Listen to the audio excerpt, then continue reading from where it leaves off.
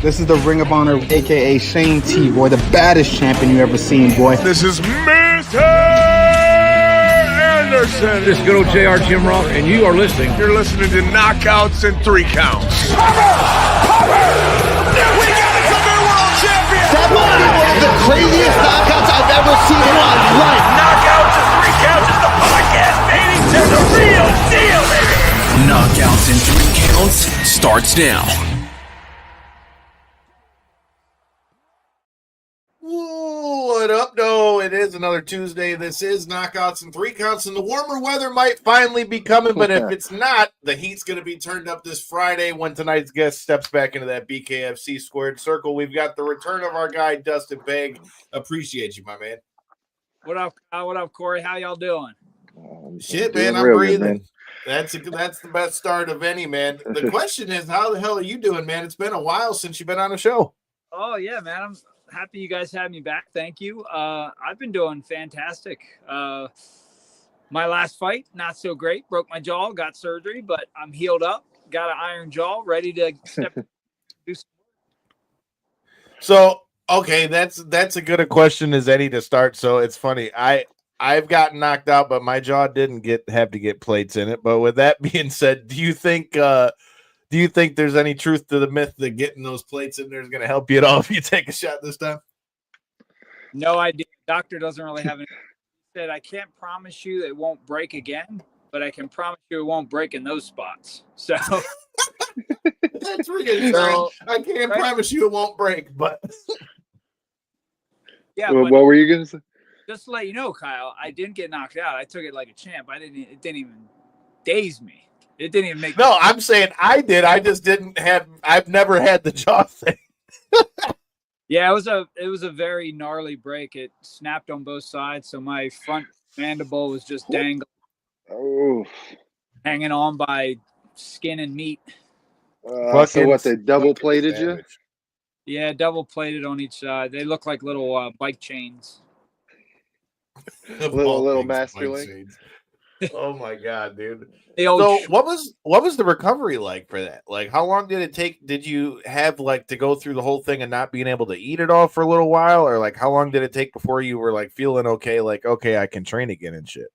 I felt great the next day, but I couldn't have any. It was straight liquids or soft foods, like mashed potatoes for 6 weeks. May not have cheated on that a little bit, but essentially no chew for 6 weeks. Luckily, I didn't have it wired shut. They weren't sure until they got in there and looked around and saw how bad it was. But thankfully, they wired my mouth shut originally to align my bite. And then he found out after you put the plates in, it stayed, so he could take the wire off. So I was not wired shut, but restricted on food for 6 weeks. And then I got back to training, as quick as possible. I was throwing punches at the bag, 2 weeks out from surgery, but no contact. Once he finally let me loose to get hit in the face. Man, talk about having that itch that you can't really scratch too. I mean, obviously, but right back in the gym. I mean, I'm sure not necessarily happy with the way the fight played out. And to your point, like you're saying, dealing with what you can while you can, I'm sure some of the, like you said, some of that food just ended up being bite-sized pieces, not necessarily the soft stuff, but chewable food that was just kind of mushed with my tongue and swallowed. I made it work. But yeah, that being said, man, it's got to be such a mindset thing to see yourself essentially go through something like that and to not waver and to be right back to where you are. Talk me through how you feel going in through that whole, I guess, scenario, or however you want to word that. I take a licking and keep on ticking. That's been my thing. I consider myself a tough dude. I mean, even during the snake fight, my jaw got broken 13 seconds in the first round, and I wanted to continue. I finished that whole round, and I tried to hide it from the doctor. And even when he knew it was broke, he's like, "Fight's over." I'm like, "No, please, sir. I'm good. I'm good."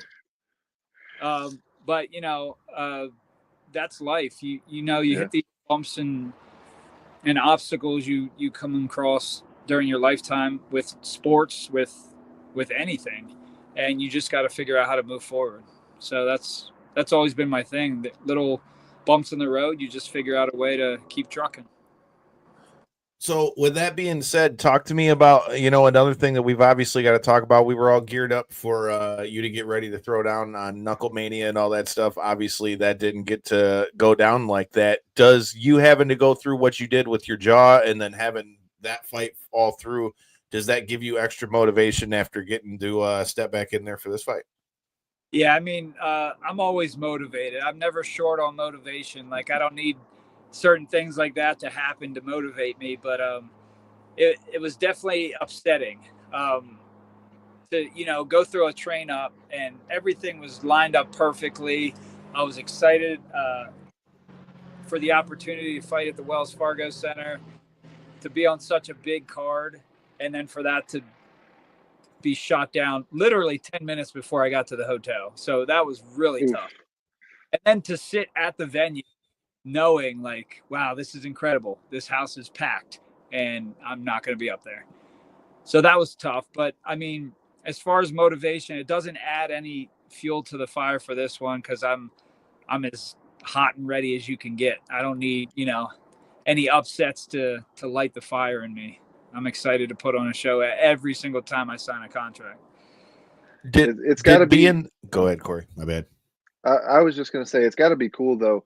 I know, unfortunately, like you say, I mean, to be on that card and when you already had the slot and have it ultimately pulled, that's a whole different story. But to see what heights the promotion that you've been kind of laying a foothold in for the last couple of years, to see the type of events that they are able to put on now, that had to be a little bit of a put a smile on your face to see like, hey, this is what we're working towards, and if I continue what I've been doing, this is what I can look forward to. Oh yeah, absolutely. I mean, I'm super impressed how fast BKFC has grown and how huge of a combat sport it is. I mean, there's how long UFC's been around. There's still people who talk to like, oh, what's that? And then I run into people now that don't know a lick about fighting, and they've heard of the BKFC or they've seen it on TV, or they have friends that watch it. So it's growing like crazy, and I think it's just so exciting to watch. Like, it's hard not to be a fan. That kind of led into what I was going to ask you about. You said you having to be there in the arena and having to experience all that stuff. You had the fight with Alvarez and Stevens and all that stuff. Did getting to be there in Philly and that being that big of a stacked, sold out event, did that give you, does that excite you anymore about fighting in Philly now as you're fighting at the 2300 arena? Oh yeah, man. I've fought in Philly many times growing up. I've been fighting for 20 years. So I fought in Philly a couple of times. I think I fought at the 2300 arena when I was younger. I'm not sure exactly, but yeah, I love fighting in Philly. Philly fans are out of control. I mean, they are like multiple fights in the stands in Philly. One of them was right next to me, which worked out because she was up top tier. These guys got in a fight. He got ejected. She came down and stole. But yeah, that's how you know you got your real one, I guess. No, it's always an honor to fight in my home state, regardless of the city. But Philly's always a fun time. Talk to me about the opponent difference. Obviously you had a different opponent lined up for that fight than who you're getting in there with this one. What are your thoughts on fighting Andrew Anglecore? I'm very excited to fight Andrew. He's a tough dude. Obviously undefeated records. It's always something I like. Going get their first loss on their record. So that excites me a lot more than the JD Burns fight. I think I would have outclassed JD, with all due respect to him. I just think we're a different tier of fighter.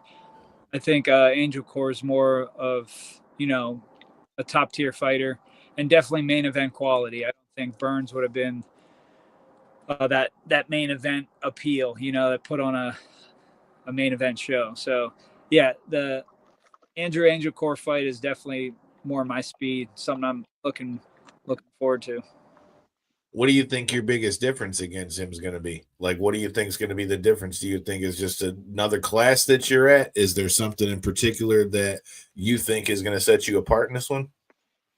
I think fight experience. I mean, I fought some of the toughest guys in the world, and I think his first combat fight ever was like in the BKFC. I think from what I've researched, I mean, I don't think he has my experience. I've been fighting since 2006. He was probably still in high school then. I 34 years was in high school then. But yeah, I think my fight experience is gonna be key, and just toughness. I don't think he's fought anybody as tough as me. If I take a beating, I'm gonna keep coming forward. He's gonna have to put me out to stop me. Hell yeah. Well, with that said, did the way your last fight went is like, you know, there's one of two ways you can look at a fight like that. Like, you can either look at it as, okay, I made a mistake, I got caught, or was it something for you to where you went back and you're like, okay, when I went back into training, you know, I wanted to change this, this, and this. Did that change like the way you train or the way you prepared for the fight at all? Or was there anything in particular that you said, okay, when I get back in there, I'm going to work on X? I mean, you always kind of analyze things and try to adjust things, but there's no perfect fighter. I mean, I could have trained 100 different ways differently for that fight, and it would have had the same outcome. You know, I just think that was in God's plan for my path. And, you know, sometimes you can't really understand why things work out the way they do, but you just got to trust that that was what was meant to happen. And, you know, I just grow from the experience. It was exciting for me to just, I mean, if you have to look at any of the positives from losing a fight, it was great that my only loss is to what could be the next champion. He's fighting for the belt next month, and to just show people my toughness. You know, I mean, there's been many guys in the BKFC that broke a, you know, eye socket or a jaw and they quit. You know, I kept going forward. 13 seconds in the first round. Most men on earth would be, my jaw's dangling, my mouth's filling with blood, I'm done. But no, I said, let's go. Come on, keep coming. Hell yeah. You love to see it. Well, with that being said, you touched on something that I wanted to bring up. We just covered the last Clarissa Shields fight, which, first of all, shout out to Clarissa Shields. I just saw they lifted her suspension on the whole weed thing from this fight. And it's great. Dude, that whole thing was crazy because there were 3 people that all popped dirty for weed, but it was like such a little, like such a tiny like percentage that it was like, what the fuck, man? Like, it was and if you were at the building that night, it's easy to tell where that might have come from. But with that being said, we talked to Sammy the Heat Worthington, who is signed to her promotion label, and she talked about her faith and how once she had gotten saved and stuff like that, how that changed her whole mindset towards fighting. So for you, as you head into fights, how does your faith affect how you approach, whether it be fight camp, the fight, or just the things that surround fighting as a whole? Yeah, I mean, my faith is just, you know, part of my life. I feel that as a Christian, I to glorify God with, you know, whatever talents he gives me. And I feel that as long as I've been doing this, you know, he's been blessing my path, and my thanks to him is just, you know, glorifying him at every chance I can. And obviously on big platforms like this, I'd be foolish not to thank my Lord and Savior who saved my life, saved my marriage, you know, and saved my soul. Like he is the reason I'm here. So yeah, just always trying to keep that in my mind, like, hey, remember why you're doing this. So not only do I love it, that's the desire of my heart, but, you know, to honor him along the way. Love to hear stuff like that, dude. Like I said, we got to talk a lot about that with Sammy Worthington, so I wanted to see where that lies for you as a fellow Christian myself, man. Like I said, it's really interesting how in life things that don't have anything to do with, in your case, fighting, or like with us with the show, or even in my own case with fighting, or things that don't necessarily have anything to do with your faith as a whole, but like through doing those things that you like to do, like you said with fighting and stuff like that. It's been cool to see, just getting to have platforms like this to even talk about those things, or like in my own life, how I've had to deal with that with the Crohn's and the CP, and still train and do all those things myself. So you always love to hear that stuff from people before they step into the ring and all those good things. But speaking of stepping into the ring, you're stepping into the ring in the 2300 arena, which to wrestling fans also happens to be the ECW arena. So since we talked about on the last show that you had the relationship with Steve Blackman, the question is, are you going to borrow one of those kendo sticks and bring it down to the ring with you? Know what? I didn't even think about that, but maybe I should. That'd be a sweet end. Yo, that would be awesome. Fuck yeah. Either that or the nunchucks, I'm with it. Let's go. That would be perfect for the ECW arena.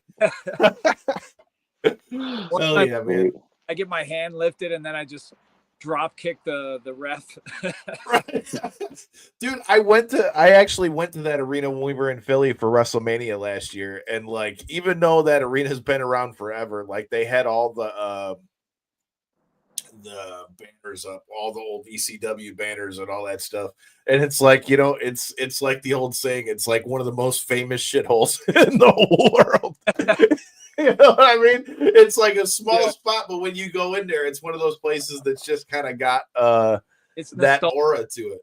Yeah. The nostalgia to it. Anybody that was born around the 90s or lived through the 90s or remembers any of that stuff, dude, I remember having to catch that shit on like WADL, where you had to catch it at like midnight on Wednesdays because they weren't on like a regular TV show and all that good stuff, man. All right. Well, I was going to say, we're going to probably have to save this next part with J-Bone, but man, I know you said that you're not the biggest wrestling guy, but have you gotten to catch any of this stuff with what happened with, we had the big John Cena heel turn, dude. Like, everybody's been talking about that all this week. We had the big promo cut with that one where, like I said, he told the fans that after 25 years, it was their fault, and that, he tried to do all the right things and all those things, dude. In Brussels, they were just booing this dude so bad. Like, just booing him heavily. And, like, to hear him say shit like, shit, he dropped out. But, to hear him say stuff like, no, I'm not changing my music. Why would I change my music when it's got my voice on it? And saying things like, for 25 years, you guys mistreated me. And now you want me to change my colors or my music or all that stuff. And he goes, no, I'm leaving it because it has me on it. Called the fans sons of bitches, had a kid crying in the front row. And by the end of it, he had them all just looking like, damn, he's actually got some points with this shit. And it was nuclear. Yeah, I seen the bit of ramifications and stuff on social media and stuff, and it definitely blew up a bit. That being said, if you're going to go that direction, might as well lean into it, right? Dude, all I know is the fact that he's not saying everything has been crazy. We've got him back. I'm back. He's alive. He's alive. Hey, sorry, somebody called me, and then I couldn't hear anything. And it's all good, brother. Go ahead. That's what I assume had happened, was the phone rang on your end. I seen it go black, and I'm like, yep, he got a phone call. Hell yeah. In the meantime, I was filling Corey in and talking with some of the people in the comments about the big John Cena heel turn we had this week with him and The Rock at the Royal Rumble. And then he showed up in Brussels on Monday and he had kids crying in the front row, and there were people burning the shirts. It was something else. Geez. Hell yeah, man. It's like, it's funny because it's like, to these kids, it's like Hulk Hogan turning heel back in the 90s pretty much, because he's been a good guy for 25 years, and now in his last year where he's admitted it's going to be his big retirement run, not only does he turn heel, he goes with The Rock and then goes to Brussels the first time they're ever there and goes on TV and says that they all mistreated him for 25 years and that he's not changing his colors or his song or anything because it's got his voice on it. And he said now it's time for him to do his thing. It was just it was pretty funny, man, because the kid that's the meme that's been getting made out of this shit's going to be the most famous kid in Brussels if he's not already, because I've seen about 500 different memes of it. What, just rolling his eyes out? Oh, dude, you'd have thought like somebody like took his cat from him. Like the kid's like his mouth's wide open and he like pointed the kid out and he's like, it's your fault and your fault and your fault. And these kids are about to cry. It's like there was a girl, they called her Angry Ms. Girl for a while. Like her fucking, she had the, just if looks could kill, he'd have been dead. But it was, there, and then we got people in the comments following up off of what you said, Andrew. Shout out to AAO Media. He said, please drop kick the rest. Andrew, how much money if I drop kick him? Yeah. Come on, man. We know you're making them big bucks on them fight highlight reels. How much are we getting on a side bet on this, bro? Speaking of side bets and stuff, we're going to be having to bet. Shout out to Thursday's guest, Yuli Diaz, who's stepping into the ring this Friday as well on that dirty boxing card against Brian Maxwell. We just talked with him Thursday, and we're going to be checking that out as well. Have you got to check out any of that stuff, the dirty boxing stuff? I have not. Wait, is that bare knuckle? What's that? Or is it? So they're fighting in MMA gloves, but the rules are really similar to BKFC in that like you can hit somebody when they go, except you can hit them when they go to the ground, except you got to be standing over top of them. Like you can't go like knee on belly or anything like that, kind of like you can like in karate combat. But he's fighting the guy that he had the big knockout against at BKFC, but they're fighting on the first dirty boxing event. And then they've got Yoel Romero is fighting in the main event, and then you've got Andre Arlovsky's fighting on that too. Oh, gee. Who's Andre fighting?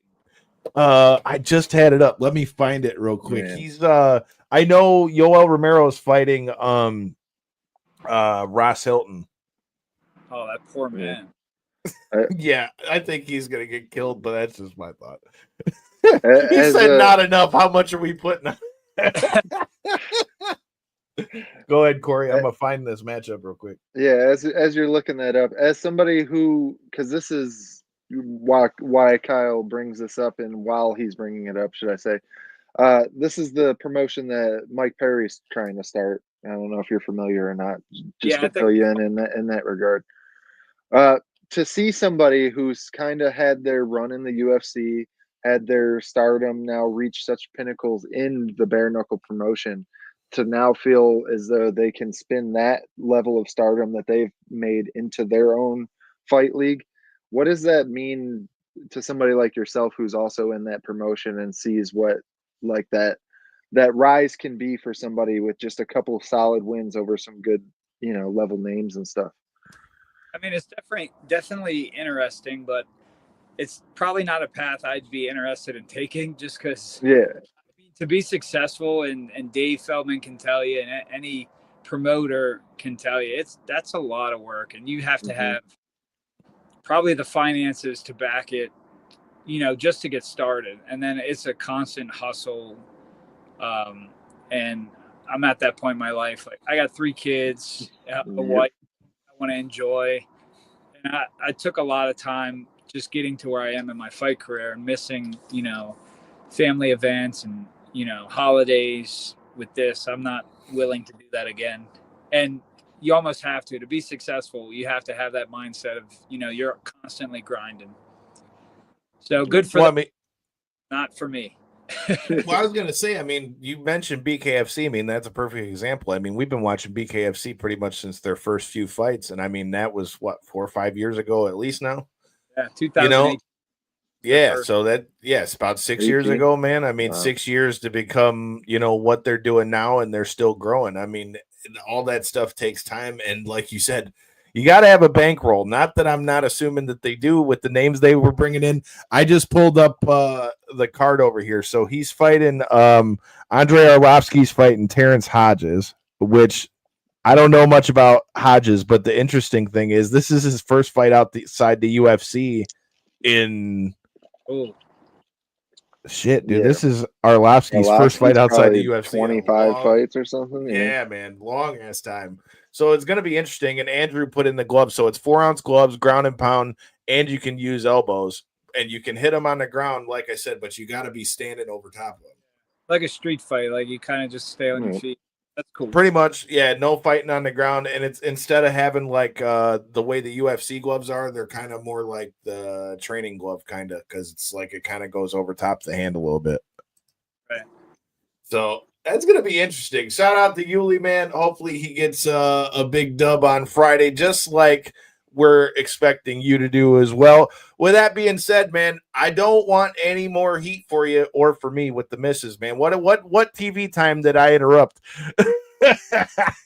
Oh, so we're huge. We're really into the Reacher, the new series that comes out on Thursday. So we had to find something to watch in between. And one of my coworkers recommended Joe Pickett. You guys I haven't seen that one. I've heard of it, but I haven't seen it. Like a game warden. It kind of has like that Yellowstone feel to it. So we're kind of into that. So we're about halfway through this episode before you rudely interrupted us. Son of a bitch. Son of a bitch. I appreciate the time, though. So with that said, man, I will end it on this one, bro. How do you see this fight against Anglecore ending? And let everybody know where they can check out the fight and all that stuff.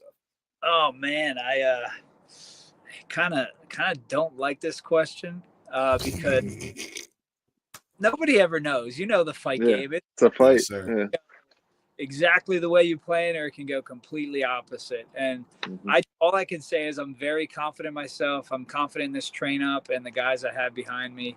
And I have a piece about it that I'm going to be victorious, but I don't think it's going to come easy, so I think it's going to be a banger. I don't think it's going to be a quick fight, but I would say later rounds, end of third, fourth, maybe go the distance. I don't know, but I see my hand being raised, so that's good.